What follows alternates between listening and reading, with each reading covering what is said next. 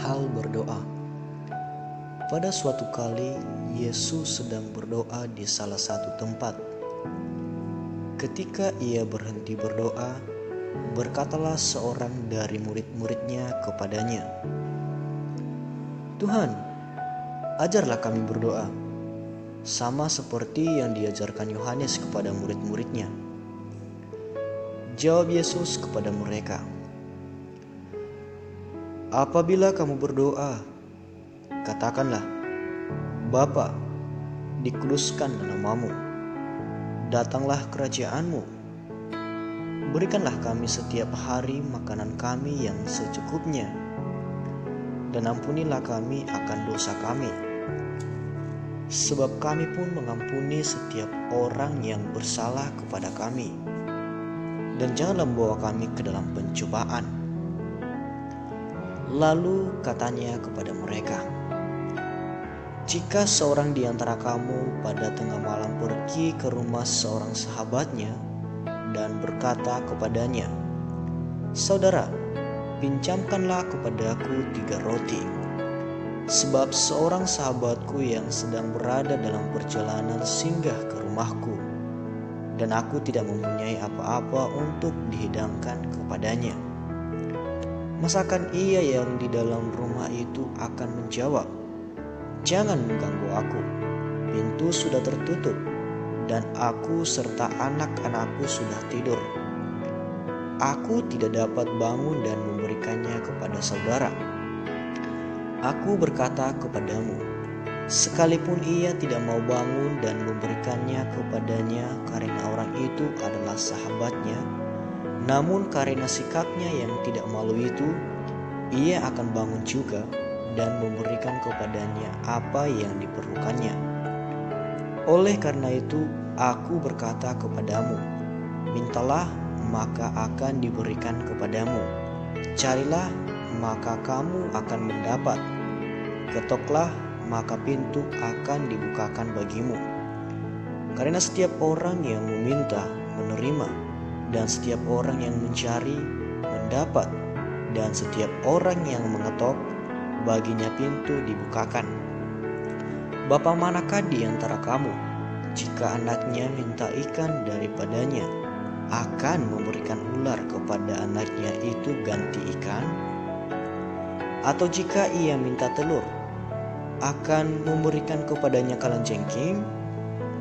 Jadi jika kamu yang jahat tahu memberi pemberian yang baik kepada anak-anakmu, apalagi Bapamu yang di sorga, ia akan memberikan Roh Kudus kepada mereka yang meminta kepadanya." Yesus dan Beelzebul. Pada suatu kali Yesus mengusir dari seorang suatu setan yang membisukan. Ketika setan itu keluar, orang bisu itu dapat berkata-kata. Maka heranlah orang banyak.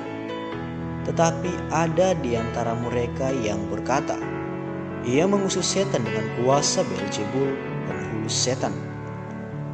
Ada pula yang meminta suatu tanda dari sorga kepadanya untuk mencobai dia. Tetapi Yesus mengetahui pikiran mereka lalu berkata, "Setiap kerajaan yang terpecah-pecah pasti binasa, dan setiap rumah tangga yang terpecah-pecah pasti runtuh. Jikalau iblis itu juga terbagi-bagi dan melawan dirinya sendiri, bagaimanakah kerajaan dapat bertahan? Sebab kamu berkata bahwa aku mengusir setan dengan kuasa Beelzebul. Jadi jika aku mengusir setan dengan kuasa Beelzebul, dengan kuasa apakah pengikut-pengikutmu mengusirnya? Sebab itu merekalah yang akan menjadi hakimmu. Tetapi jika aku mengusir setan dengan kuasa Allah, maka sesungguhnya kerajaan Allah sudah datang kepadamu. Apabila seorang yang kuat dan yang lengkap bersenjata menjaga rumahnya sendiri, maka amanlah segala miliknya. Tetapi jika seorang yang lebih kuat daripadanya menyerang dan mengalahkannya, maka orang itu akan merampas perlengkapan senjata yang diandalkannya dan akan membagi-bagikan rampasannya. Siapa tidak bersama aku, ia melawan aku.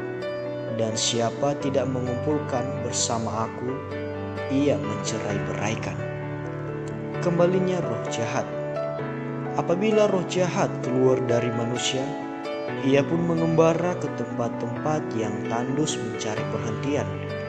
Dan karena ia tidak mendapatnya, ia berkata, "Aku akan kembali ke rumah yang telah kutinggalkan itu."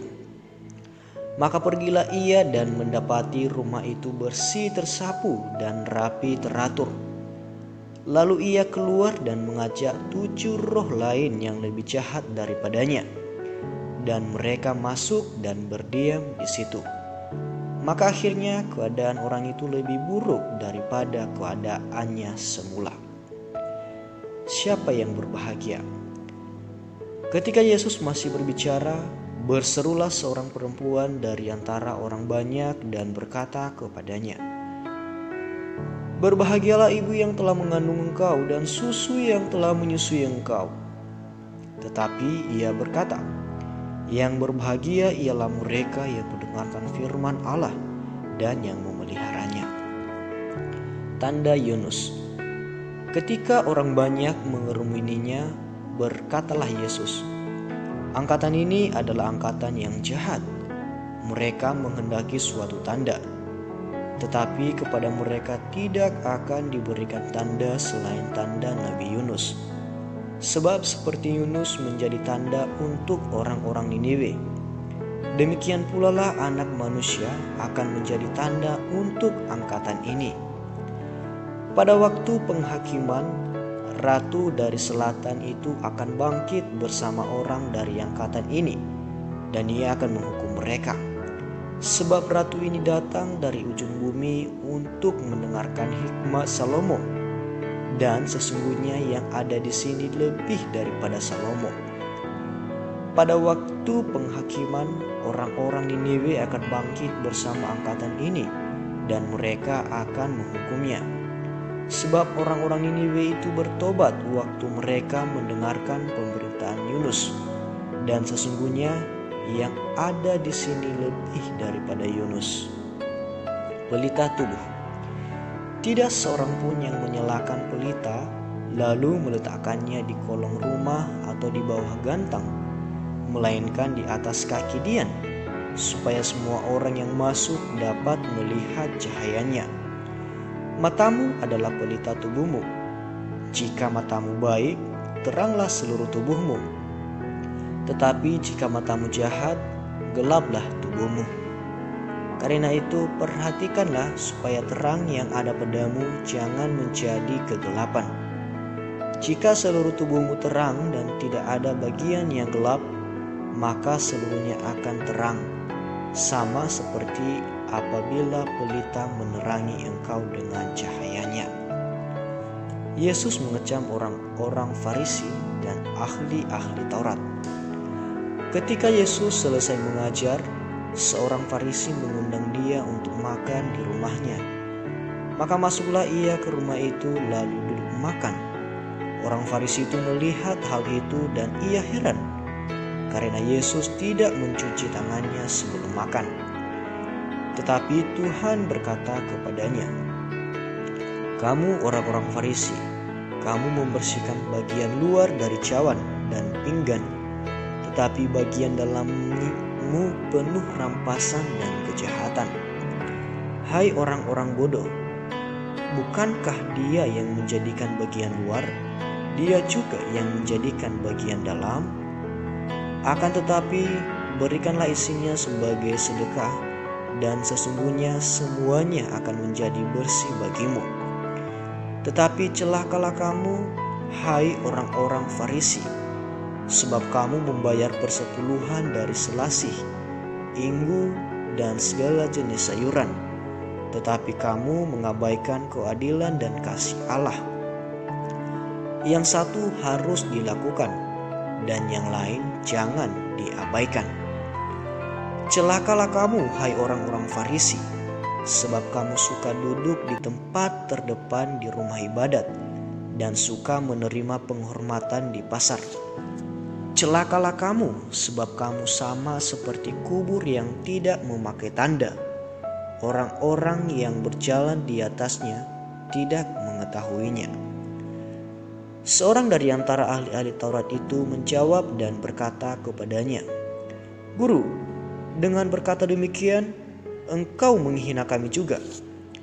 Tetapi ia menjawab, "Celakalah kamu juga, hai ahli-ahli Taurat, sebab kamu meletakkan beban-beban yang tak terpikul pada orang, tetapi kamu sendiri tidak menyentuh beban itu dengan satu jari pun. Celakalah kamu, sebab kamu membangun makam nabi-nabi, tetapi nenek moyangmu telah membunuh mereka. Dengan demikian kamu mengaku bahwa kamu membenarkan perbuatan-perbuatan nenek moyangmu, sebab mereka telah membunuh nabi-nabi itu dan kamu membangun makamnya. Sebab itu hikmat Allah berkata, Aku akan mengutus kepada mereka nabi-nabi dan rasul-rasul, dan separuh dari antara nabi-nabi dan rasul-rasul itu akan mereka bunuh dan mereka aniaya, supaya dari angkatan ini dituntut darah semua nabi yang telah tertumpah sejak dunia dijadikan, mulai dari darah Habel sampai kepada darah Zakharia yang telah dibunuh di antara mezbah dan rumah Allah. Bahkan aku berkata kepadamu, semuanya itu akan dituntut dari angkatan ini. Celakalah kamu, hai ahli-ahli Taurat, sebab kamu telah mengambil kunci pengetahuan. Kamu sendiri tidak masuk ke dalam, dan orang yang berusaha untuk masuk ke dalam kamu halang-halangi." Dan setelah Yesus berangkat dari tempat itu, ahli-ahli Taurat dan orang-orang Farisi terus-menerus mengintai dan membanjirinya dengan rupa-rupa soal. Untuk itu mereka berusaha memancingnya, supaya mereka dapat menangkapnya berdasarkan sesuatu yang diucapkannya.